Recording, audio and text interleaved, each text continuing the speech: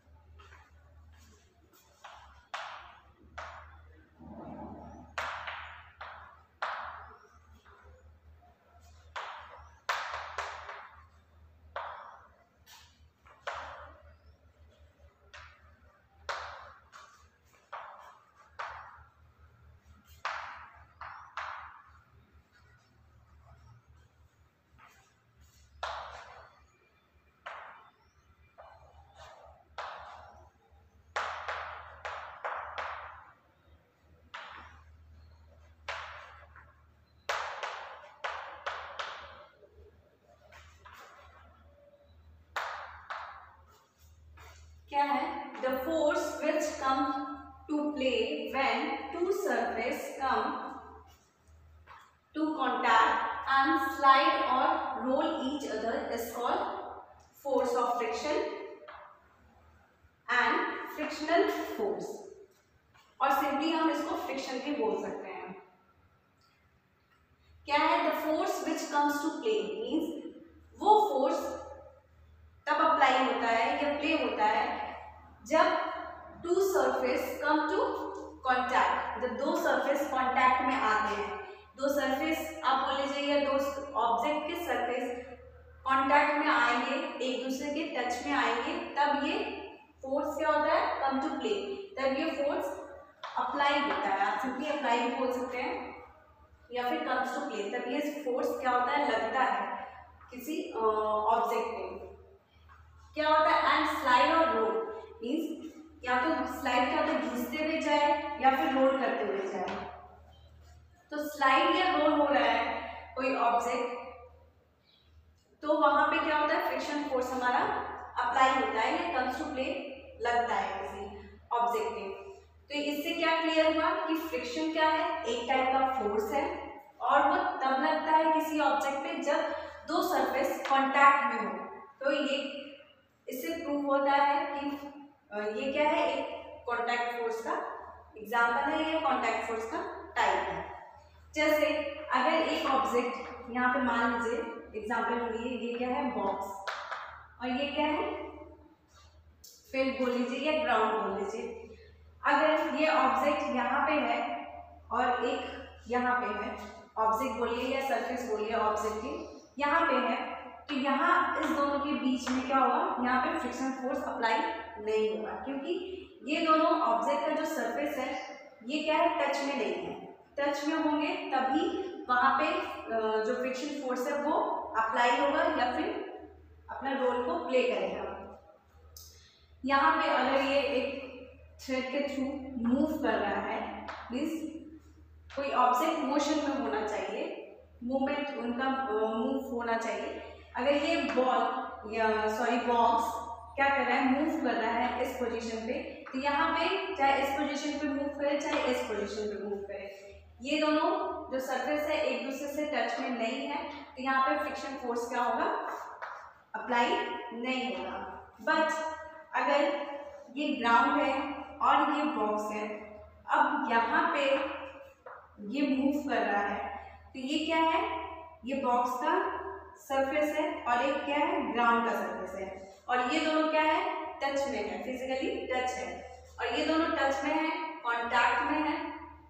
तो फोर्स अगर इस डायरेक्शन में बॉक्स मूव कर रहा है तो फ्रिक्शन फोर्स किस डायरेक्शन में लगेगा, अपोजिट डायरेक्शन में लगेगा। अगर कोई बॉक्स को इस डायरेक्शन में फोर्स लगा रहा है, पुश कर रहा है या पुल कर रहा है इस डायरेक्शन में, तो हमारा फ्रिक्शन फोर्स किस डायरेक्शन में लगेगा, अपोजिट डायरेक्शन में लगता है। तो फ्रिक्शन क्या है या फोर्स ऑफ फ्रिक्शन क्या है, ये एक टाइप का फोर्स है। किस टाइप का फोर्स है, कांटेक्ट फोर्स है, और ये तब लगता है या किसी ऑब्जेक्ट पे अप्लाई होता है जब वो कांटेक्ट हो, जब दो सरफेस कांटेक्ट में होंगे तभी वहां पे फ्रिक्शन फोर्स अप्लाई होगा या फिर लगेगा। यहाँ पे फ्रिक्शन फोर्स नहीं लगेगा क्योंकि ये दोनों सरफेस एक दूसरे से कांटेक्ट में नहीं है। यहाँ पे बॉक्स का मूवमेंट हो रहा है या फिर ये मोशन में है, बट ये कांटेक्ट में नहीं है, इसलिए यहाँ पे क्या हो रहा है, फ्रिक्शन फोर्स अप्लाई नहीं हो रहा है। बट यहाँ पे क्या है, ये दोनों सरफेस एक दूसरे के कांटेक्ट में है, और चाहे ये बॉक्स अगर आपका इस डायरेक्शन में मूव कर रहा है या मोशन में है तो फ्रिक्शन फोर्स इस डायरेक्शन में लगेगा। अगर बॉक्स आपका इस डायरेक्शन में मूव कर रहा है तो फ्रिक्शन फोर्स किस डायरेक्शन में लगेगा, इस डायरेक्शन में लगेगा। इट्स मीन्स दैट कि जो ऑब्जेक्ट है अगर उसका मोशन जिस डायरेक्शन में है उसके अपोजिट डायरेक्शन में क्या होता है, फ्रिक्शन फोर्स लगता है। और फ्रिक्शन फोर्स क्यों लगता है, क्या ऐसा दो सरफेस के बीच में होता है जहाँ पे क्या होता है, फ्रिक्शन फोर्स लगता है। फ्रिक्शन फोर्स इसलिए लगता है क्योंकि जो सॉलिड सरफेस होते हैं वहां पे क्या होता है, रफनेस होता है। रफनेस आप जानते हो, रफनेस जो दो सरफेस हैं उनके बीच में क्या होता है, रफ होता है, ऐसे उस टाइप के सरफेस आपको दिखेंगे। जितना ही जो सरफेस रफ होगा उतना ही वहां पे फ्रिक्शन फोर्स क्या होगा, ज्यादा अप्लाई होगा। अगर कोई सरफेस ज्यादा रफ है तो वहां पे फ्रिक्शन फोर्स क्या होगा, इंक्रीज करेगा, बढ़ता है, ज्यादा लगता है।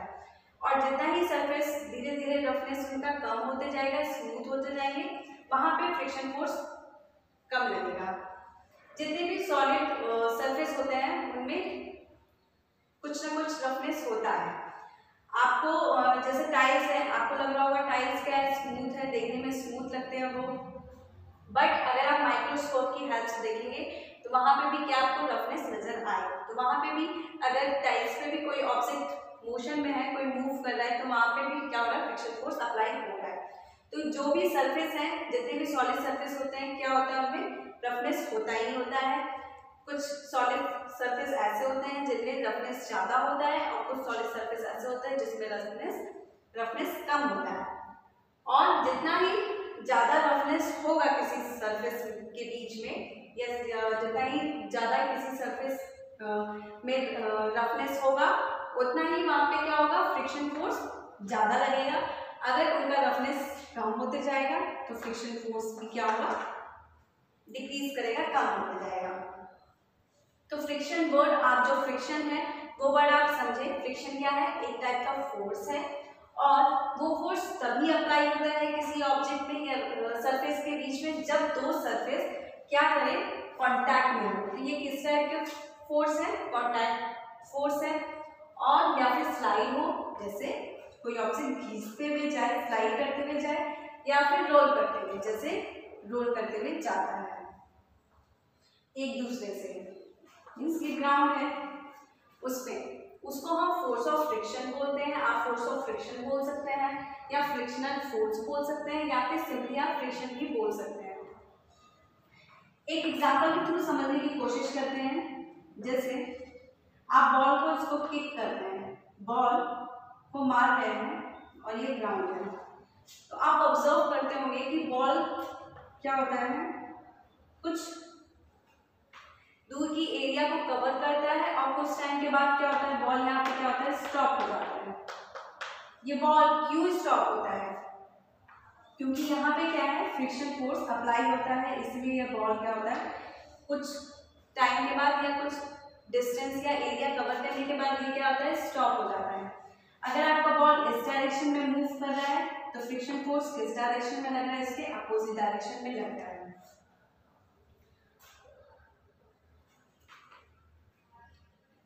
तो इससे क्या प्रूव होता है कि कोई भी ऑब्जेक्ट अगर मोशन में है, मूव कर रहा है, तो जब तक अगर वहां पे कोई फोर्स अप्लाई नहीं हो रहा है तो वो क्या होगा, वहां पे स्टॉप नहीं होगा।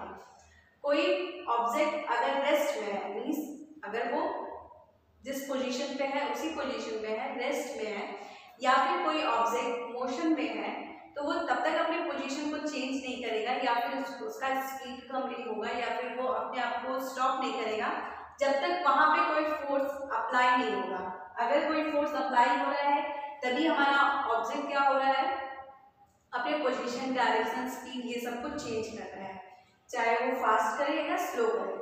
यहाँ पे आप अगर बॉल है, जब तक आप इस पे फोर्स अप्लाई नहीं करेंगे, जब तक आप इसको किक नहीं करेंगे या फिर पुश या पुल नहीं करेंगे, तो ये बॉल क्या होगा, मूव नहीं करेगा, मोशन में नहीं आएगा। और ये बॉल कंटिन्यूअसली मोशन में होगा जब तक इस पे फोर्स अप्लाई नहीं होगा। तो आप ऑब्जर्व करते हैं कि कुछ दूर एरिया डिस्टेंस कवर करने के बाद बॉल क्या होता है, स्टॉप हो जाता है। तो स्टॉप इसलिए होता है क्योंकि वहां पे फ्रिक्शन फोर्स अप्लाई होता है। और अगर आपका बॉल इस डायरेक्शन में मूव कर रहा है तो फ्रिक्शन फोर्स इस डायरेक्शन में लग रहा है, और अगर आपका बॉल इस डायरेक्शन में मूव कर रहा है तो फ्रिक्शन फोर्स आपका क्या होगा, इस डायरेक्शन में लगेगा। तो इससे क्या प्रूव हो रहा है, क्या क्लियर हो रहा है कि फ्रिक्शन फोर्स जो ऑब्जेक्ट जिस डायरेक्शन में होते हैं उसके अपोजिट डायरेक्शन में फ्रिक्शन फोर्स अप्लाई होता है। और जितना ही रफ सरफेस होगा, रफनेस होगा, फ्रिक्शन फोर्स वहां पे ज्यादा लगेगा। आप एग्जांपल के लिए समझने की कोशिश कीजिए, जैसे यहाँ पे दो सरफेस है, एक सरफेस स्मूथ है और दूसरा सरफेस मान लीजिए रफ है। जैसे यहाँ पे सैंड है और एक सरफेस आपका स्मूथ है। तो अगर यहाँ से कोई ऑब्जेक्ट